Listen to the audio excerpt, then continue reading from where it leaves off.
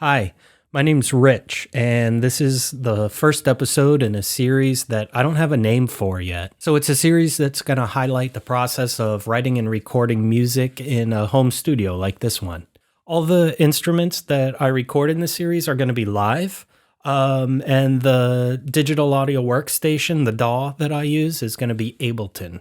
I second guess all my head movements. It's going to be Ableton. Now, these episodes won't be scripted tutorials at all. There are a lot of talented people out there already doing those. Instead, this series is going to show the messier trial and error.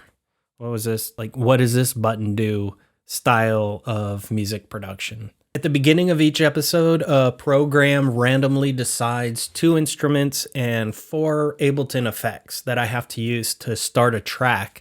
And then beyond that, everything else is unplanned. And as I go, I'm going to be explaining everything I do. So hopefully you can learn some new tips and techniques to use in your own work. I'm going to be learning a lot as I go through these episodes as well. Not just musically, but also how I want to format each episode. So for instance, I'm thinking it might be cool to show the resulting track at the top of the video before you see me kind of futzing around and recording it and writing it. So I've been talking way too much at this point. I'm going to go ahead and play the track now and cut right into the first episode of Let's hear how this sounds.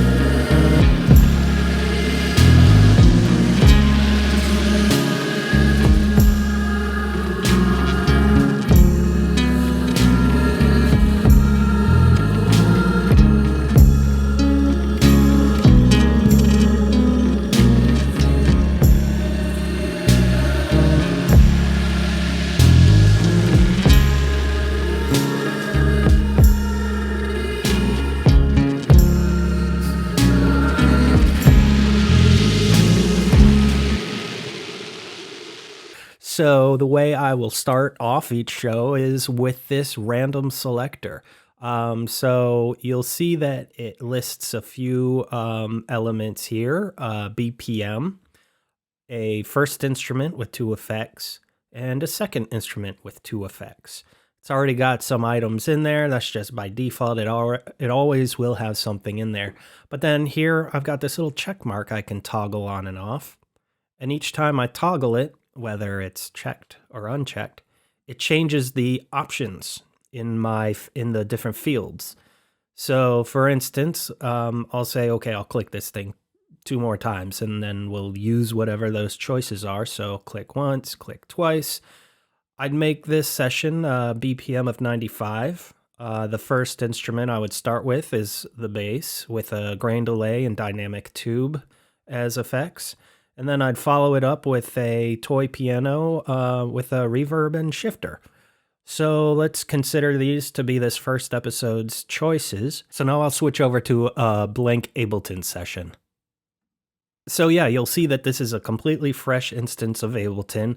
Right now, this session only has my voiceover track. You can see reading as I talk here with some very limited plugins just to roll off some of the low bass, to cancel out some of the frequencies of my S's. This is a pretty heavy-handed way of doing that, but for now, that's how I'm going to roll with it. Compressor, just to keep my volume in check, and this little soft reducer just as a noise gate. So when I stop talking, you don't hear the noise of fans or machines in the room. And then finally, a limiter here. I don't want my voice to compete too much with the tracks that I'm recording. So I put it at negative 1.12 dB. And then I've got this little solo safe plugin. This is the only third-party plug, and what this does is whenever I have a new track, so I'm going to hit Apple T, I'm on a Mac, to create a new audio channel here. If I were to solo this channel, this audio channel, my voiceover does not unsolo. So that's very helpful. It's a helpful tool. And if you're wondering what that was, that's exactly what that is down here. All right, so the first choice that came out of that randomizer was that the BPM was going to be 95. So I'm going to go up here to this BPM, set it at 95, and there you go. The second was the first instrument, and that was going to be the bass. The two effects that it chose were grain delay and dynamic tube. So let's go back to Ableton and put a grain delay. Oh, you know what? I'm going to click on all results. It'll be the first one here. And a dynamic tube. I'm just going to walk over and grab my bass guitar here, but this is actually a good time to show this angle. It's just this cheesy webcam. You can see that the lighting is really crunchy, but you can kind of see more of the room I'm in. That lamp is really blowing out the... Ooh. So what I'm going to do is just butt around here, come up with a line that I think is something worth starting off with. You know what I might do is just record a single note. And do some automation on the grain delay. Whoa. Just let it ring out. Okay, let's just mess around with this. Let me see what kind of nonsense I can come up with here.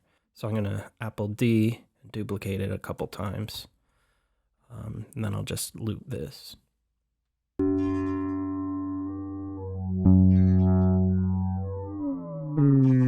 So a grain delay is a pretty powerful delay. I'm still learning it, but it's got two axes. It's got your X and Y.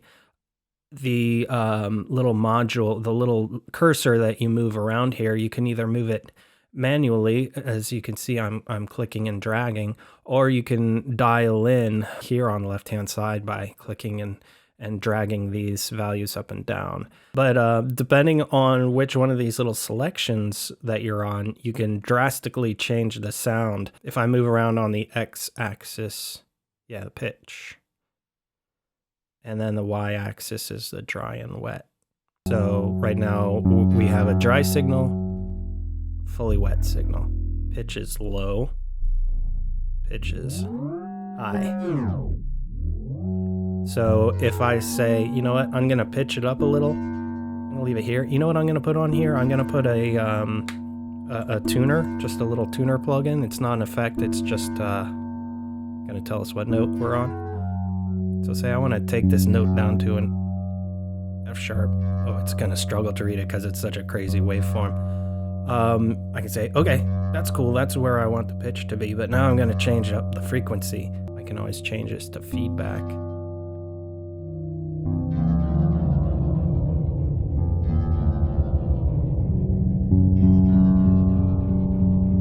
So less feedback, I'm gonna go down. Higher frequency, I'd go right.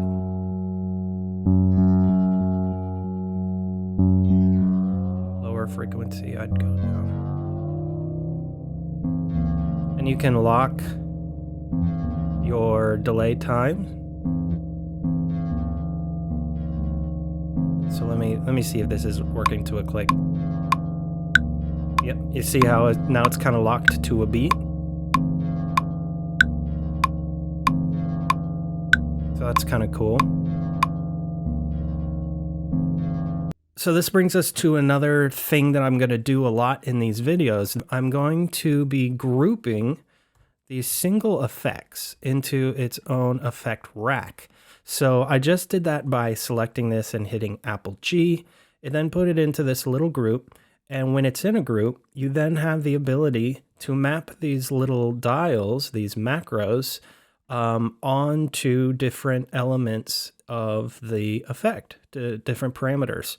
So you can see by default, it gives you 8 dials that you can then map to 8 different parameters. So in order to map these macros onto different parameters, you hit this little button here. It says map. And then you click on a parameter that you want to change. Let's say I want to map it to the spray effect. I clicked on that once, and then I'm going to click on the map button. Now you can see that this affects the spray. So I'm going to do that for more. I'm going to map the frequency to 2, pitch to 3, random pitch to 4, feedback to 5. Let's see, beat delay to 6 here. Let's see how this works.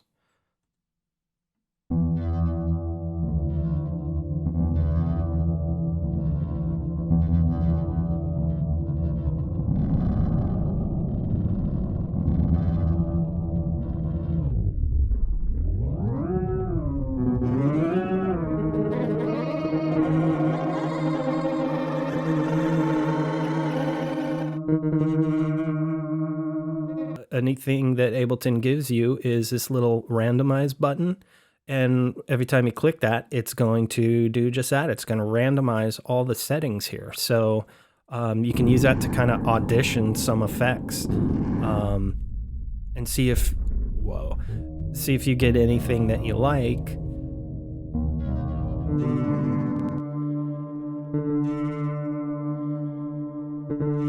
It's pretty cool. I'm going to turn the feedback up a little. I'm going to turn the random down a little. Let me do a little zoom in. So another thing you can do is you can hit this little camera icon, and it opens up this window. And what this window is for your saved settings. So if you like this setting, you can hit new, and it has just saved this setting. I'm going to give it a name. I hit Apple R and call it, let's call it light pitch up delay. That's kind of long. Now, what happens is if we mess around a bit, we can always get back to this by clicking on it. Right, so I'm going to randomize a few more settings here, see if I find any other cool sounds.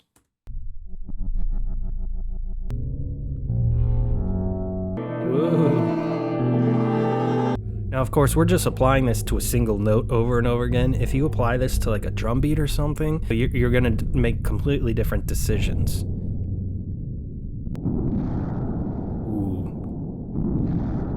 That's pretty wild. I'm going to call this mean growl. So now we can go back and forth. Now that I've started this, I don't want to have to make a new remap for a grain delay effect group each time we choose grain delay in the randomizer. So I'm going to save this. Okay, so first thing I'm going to do is I'm going to rename this rack. I hit Apple R, and I'm going to call it grain delay rack. Let me zoom back out so you can see the sidebar here. So what I'm going to do is click on this little save icon that's on the effect rack here, and that then adds this effect rack under my presets in the audio effect rack preset folder. Cool. Then what I do for my own storage, I'm going to right click on it, and I'm going to apply this orange color. I've renamed it to be effect chains. And by doing that, I can quickly find this up in here. So you'll see I have a few that I've already put in here, but again, this is a fresh instance of Ableton. Very few effect chains that I've got going on here.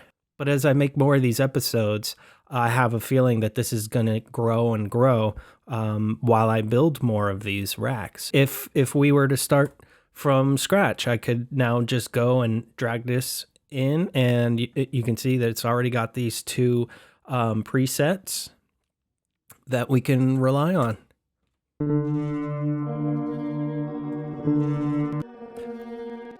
I'm going to mess around here a little bit and see if I can come up with something a little bit more interesting. I'm a little sharp, huh? Now that I know that my bass is a little out of tune, I'm just gonna maybe do something new from scratch.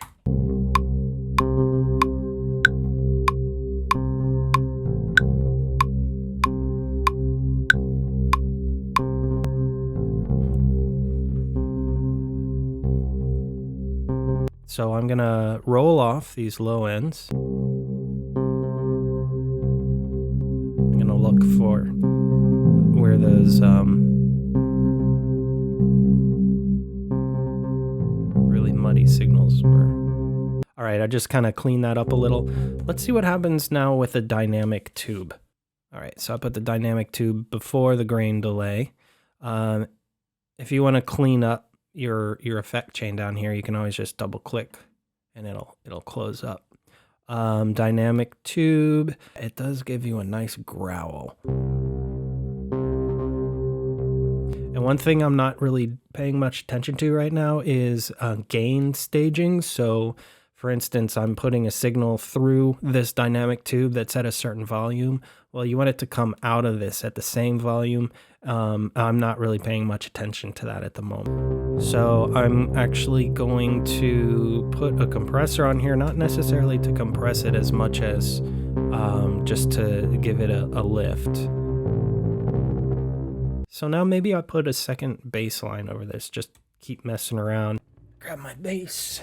Okay, I'm gonna roll off the low ends on this track just so it's not competing with Big Beefy up here.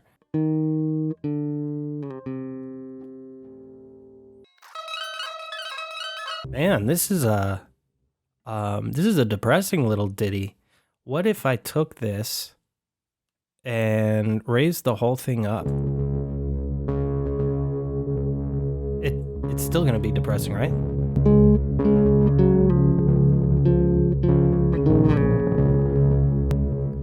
All right, let's try something here. I'm just recording this dry. I'll put some effects on it afterwards.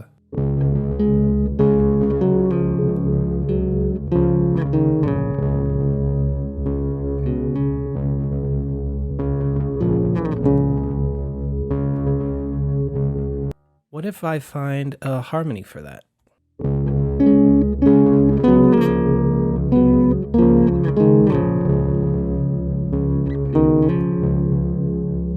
Okay, I'm going to do just a tiny bit of EQ processing on these, maybe a little bit of reverb, and then we'll move on to the next instrument, which was a toy piano.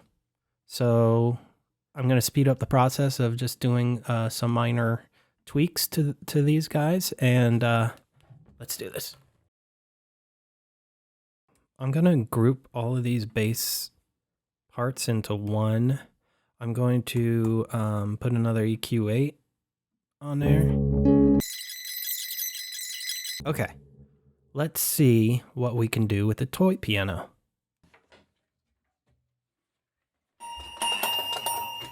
It's kind of down on the floor, you won't see it. I hate using this camera, so I won't use it, but I'll have it down here. Why is my door open? All right. So I'm going to go back to Ableton here and set up a new track, capital T. This input is coming from this microphone here. It's on a swivel arm. I'm just gonna kind of put it over. This microphone is running through this Phoenix Audio preamp. Remind me what the effects were. Reverb and shifter, just a standard reverb and shifter. Reverb and a shifter. Cool. All right, I'm gonna put an EQ on there to keep the low end in control. So on the reverb here, and you're hearing reverb on my voice, this input filter affects a signal that goes into the reverb. So this isn't going to cut off the frequency of what's going out. It's cutting off frequencies of what's going in. So I could say, you know, hey, I don't need all of these low frequencies coming in for this piano.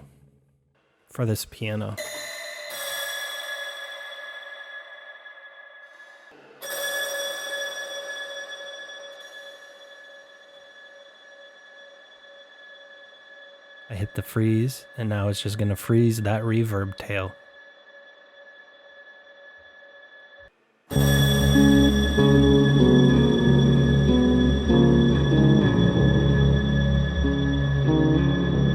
Right, but what I'm gonna do is make a new track, Apple T, and I'm gonna say, hey, I want you to listen to the toy piano track instead of a microphone. So input, I want it to be the toy piano track. So when I hit record on this guy now, you can see the levels rising as it listens to the toy piano. I just muted the bass. Why am I doing that? Because I'm going to resample this onto this track. So it's pretty much going to print all of these effects onto this track. So here we go.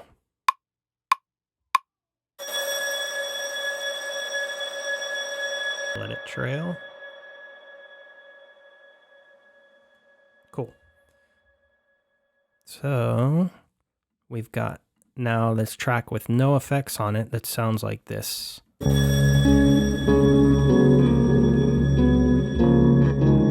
you know what I want to try? I'm going to hit R and it just reversed the whole thing. And that way it'll lead up to that hit. All right, here's what I'm going to do. I'm going to duplicate that.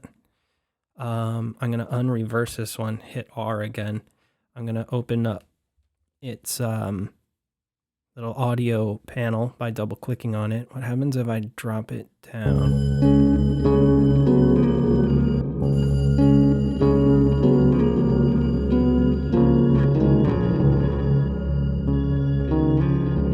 There, now I'm going to crossfade these two together.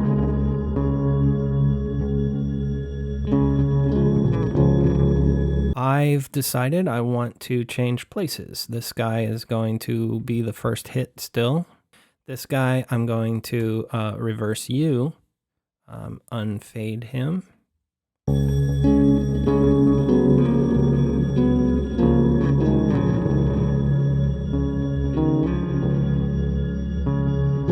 I hit Apple E to make a cut. I'm going to take this guy down another step or two. Let's see. There you go. I'm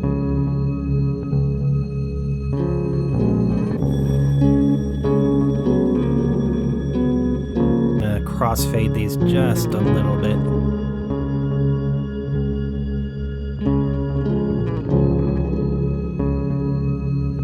I still haven't applied the last effect, which is shifter. So let me see what I can do with shifter, maybe on this track here.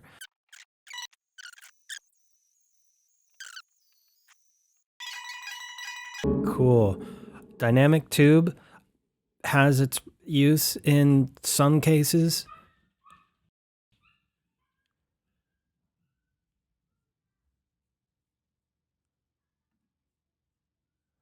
All right. I'm going to stop here and be back in a bit. Okay. Full transparency, it's been about 9 hours. I'm now in my pajamas. And I've had a few bourbons. I'm going to go back to Ableton here. And I've got these two tracks. I could choose either one of these. I've got shifter already selected here. I'm going to rename this to Toy Resample 1 and then Toy Resample 2. So I put this shifter on Toy Resample 1.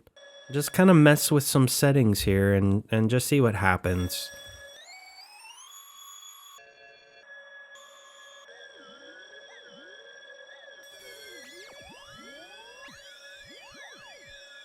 And at one point, I will do a group for this guy as well and map macros to different selections. But for the time being, I just kind of dialed in a very subtle. It's not super subtle.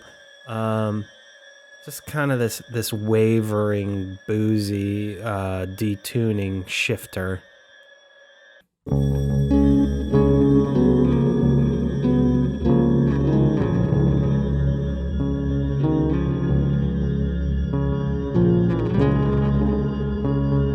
It feels like this is a point where I'd start getting into overlaying some vocals. So what would that sound like? I don't know. I'm gonna put a reverb on my VO chain here.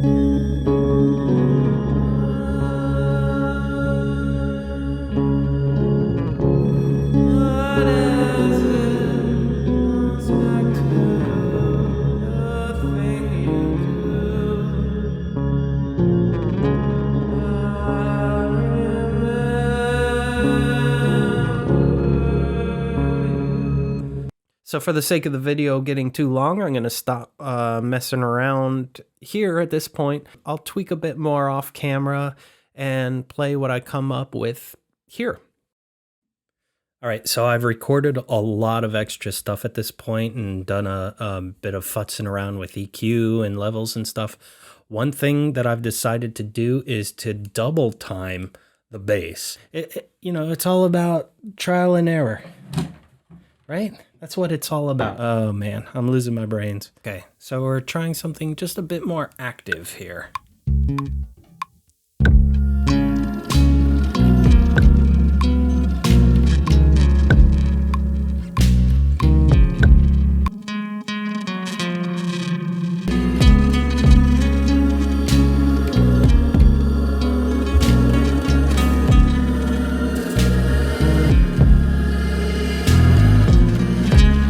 One more additional kind of like peppier line. Let's see.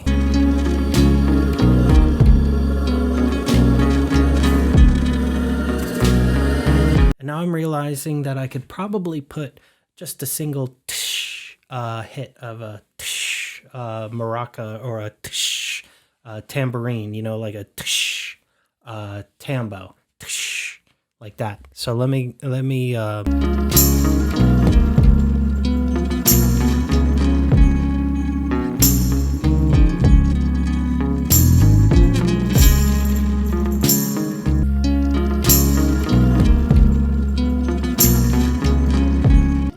just gonna leave the high end, take it down in the mix, just a tiny bit, take the sharpness of the attack down just a little. Okay, I'm gonna fix this little part where I got distracted. Okay, so I'm just gonna let it ring out here at the end. You never finish a track, you abandoned it. So this is where we are going to abandon this track. Thanks for sticking along on the ride. Let's hear how this sounds.